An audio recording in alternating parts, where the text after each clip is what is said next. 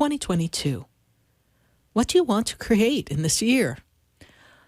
It's this time of year where mankind flips the calendar and says, we begin again. Do we really? So does the year really begin because it's January 1st? Or maybe the sign of Aries begins it all again. And we really go that way in the energy. We're going to talk about that a little bit. We're also going to speak to Stacy about your personal signs, how it feels to be you in 2022. And for you all tonight, Sarah Spiritual, we're going to be answering your questions, giving you some insight, just a little peek into 2022. But we have to recap. Let's recap one more time. 2020, 2021. What's 2022 going to feel like? Unfortunately, as we start the year, we're feeling this, wait a minute, I've been here before, and it's not feeling very good. What are we going to do? Well, I think the one thing we've all learned to be is resilient, resourceful. We've learned these skills. So we'll continue to be resilient, resourceful, watchful. Don't be fearful. Don't start the year in fear. Fear is false evidence appearing real. We know so much about so many things, and yet we know nothing. We've got all these facts, all this information, all this misinformation being talked about. But at the end of the day, you have to come from a place of truth, trust, faith, love, kindness, gratitude. You have to be in the energy of some form of invincibility. Even though I know they say that some of what is happening out there in the world, you can't really be a superhero and navigate through it. But energetically, spiritually speaking, we're all superheroes. We can all leap tall buildings in a single bound. So whether you want to be Supergirl or Superboy, it's up to you, or maybe a little bit of both, I don't know. But in the end of the day, at the end of this day, we're on day 5 already of 2022.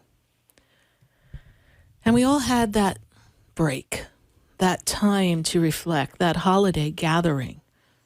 Those of you who were able and did. And those of you who didn't, whether it's you didn't have anyone to gather with or you chose not to, it was still the holy time.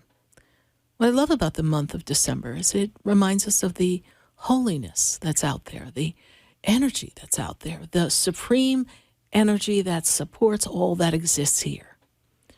Because even though mankind is extremely intelligent and we have so much that we can accomplish, and we have accomplished as a society, as humanity, scientifically, we've done so much. But there's a force greater than any of that, and that is the force that chooses to work with you every day. It is you who chooses not to walk with the divine. It is you who chooses not to include the divine in your plans. I was telling someone not too long ago that I don't do anything without checking with spirit. And they're like, well, what do you mean? I'm like, well, if I'm going to go on a vacation, I kind of check. Is it the right thing to do? Is it the right time to do it? What should I do? I ask, I sit with those things. I make plans. I have goals. I have desires. I have things I want to do. But I wait on those things. I'm not impulsive in that way. Not because I can't be and I don't enjoy being impulsive and just doing something because it pops in my head. It's just I've learned that if I check in with my co-pilot, that would be God, and the co-pilot's staff, my universal stewardesses and stewards, which would be the guides and angels, they all ride with me. I want to see what do the peeps say.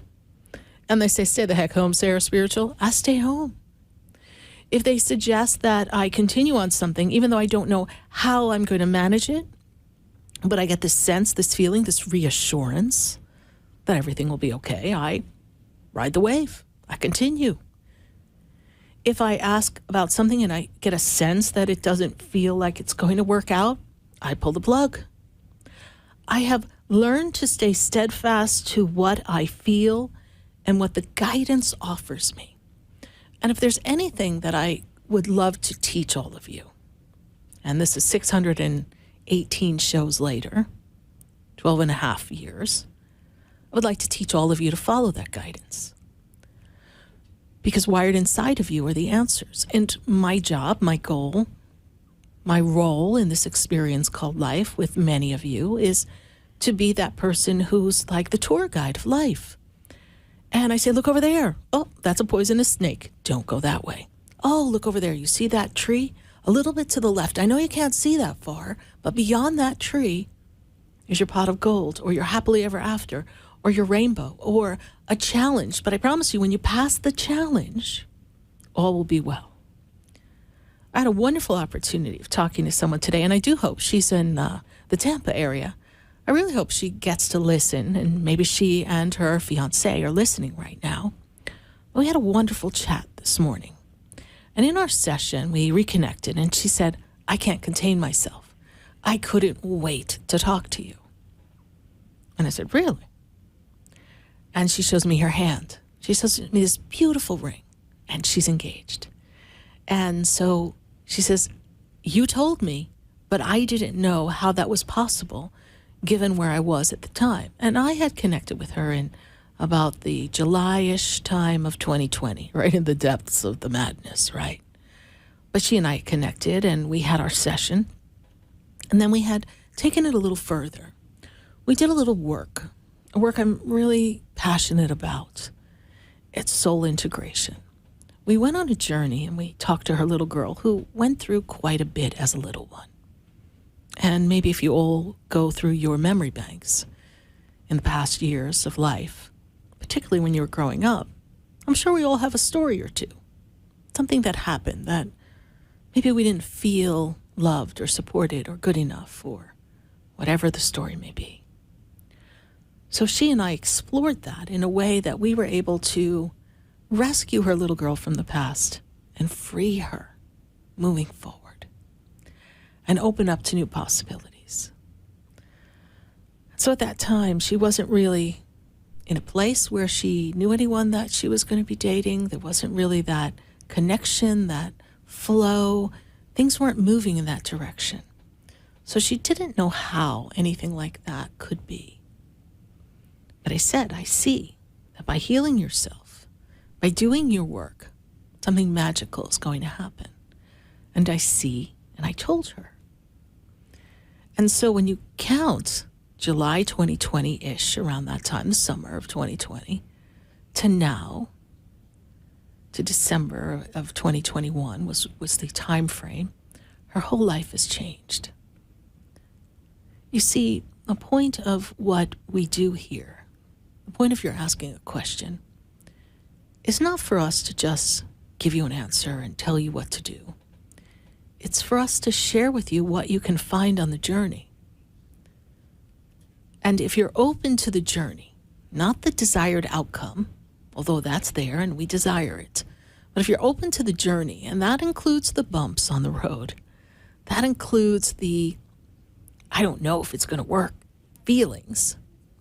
If you're open to that journey, then you're going to get to your destination, ready for the destination, full of life and energy of love, and ready for what God has for you. So we're here to point you in the direction of your 2022. We're here to prepare you for your experiences, even those air pockets that will hit on the flight and will make us drop quite a few thousands of feet, that make your stomach jump from your stomach to your heart, to your throat, just losing it. Only for you to regain stability and go back to smooth flight, smooth movement forward. It's a journey. And on the journey, you're going to meet people who are going to offer you tidbits of wisdom, tidbits of truth, tidbits of illusions. They're going to offer you pieces of the puzzle, and it's up to you to decide what pieces fit where and how do they look as the picture is being formed. And where do you fit in the picture? Because the best part of free will is you can always pick up the pieces and say, I'm going to go to a different puzzle. and redesign your life. So let's say you're living in California. You're listening to the show and you say, oh, well, I really want to move. And I'd love to move to, I don't know, we'll say North Carolina. The pieces of your puzzle are going to look different than the pieces would if you were in California. Some storylines may resemble themselves because we each have a journey of experiences that we must pass through to get to our soul's mission, our soul's reason for being, and our reason for meeting the people we meet along the way. So if you're meant to have a moment of difficulty in relationship, or a moment of betrayal, or a job loss, or a financial hiccup, I cannot say that it wouldn't happen in North Carolina because you left California. Some things may happen, but it will happen in a different form, in a different storyline, maybe a little more palatable than it would have been in California. This is why we give the guidance and we let you know that you have the power to choose. And also that you're never alone, and that your guides, your angels, and our loved ones, they're so with us. They're with us holding our hand every step of the way best they can, although they cannot always make connection and contact because they too are creating a new puzzle of life in the afterlife, in the higher realm, a new way of living, a new way of experiencing the divine, but without the physical density, the embodiment of being here on Mother Earth. So they've taken on a new role. And so in their new role, be it just as an energetic being or perhaps translating into another lifetime or another spot, their role is not always available for you as the mother, the grandmother, the father, the cousin, the sister, the brother that you knew them to be, because they have evolved. So as you evolve, the grandmother who may have passed 30 years ago, she too is evolving. She's not sitting there going, I hope my grandchild looks up and says, are you there, Grandma? Their life is not waiting. Their life is always being and vibrating. And the best part of being in the heavens, this is the best part, is they have a knowing that is filled with such unconditional love and kindness and compassion that whatever we have experienced on earth, whatever their parting experiences may have been, unpleasant, maybe family difficulties, when they shed the embodiment, when they shed the emotionalism, all of the negative emotions tied to an experience, anything that has a low vibrational pattern, as they graduate to the heavens, to their new year, to their new life, to their new way, they release that. And when they reference it to us here who remain on earth as a point of evidence that, yes, this is what's going on in the family, they're not saying it from a place of judgment. They're not saying it from a place of anger or frustration. They're just saying, hey, this is what's going on and you need to work it out. Or don't worry, if someone took your inheritance, it's okay. It's going to come back another way. And just don't lose yourself in fighting for something that is only going to cause you more angst than joy in your life. They're always coming from the place of you are living, enjoy your life, because they're at peace. And because they're at peace, they want nothing more than for us to find our peace here on earth, to find our joy, to find our harmony, to find our love, to find our happily ever after, to experience everything to its fullest, because, well, life is transient.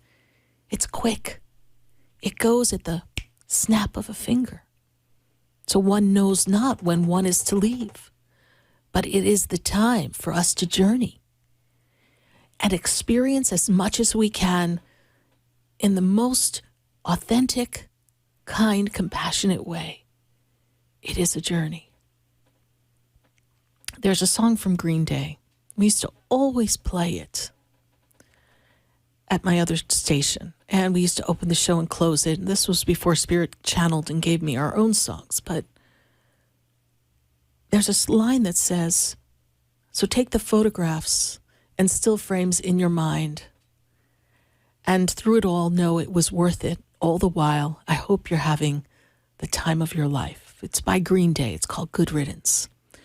You should all listen to that song, because I have found that that song, I hope you're having the time of your life and Don't ask questions why. No matter where I pull up, no matter what juncture I'm at, whether it's a job interview once upon a time when I was in the corporate arena, whether it was when I first moved to Florida, when it was I first pulled up to the radio station for my first show, it pops on. It was one of the first songs I heard in my car in the beginning of 2022.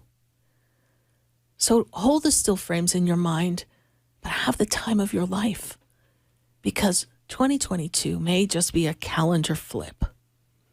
And part of it may feel like a continuation of years gone by, but it's how you choose to experience it. It is how you choose to live it differently.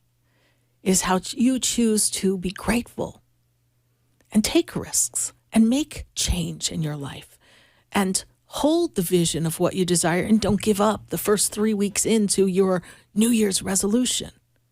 Stand true to it. And know that if it was important enough for you to say it, if you feel it deeply enough, the changes will come, and you will be designing your new puzzle of life for 2022.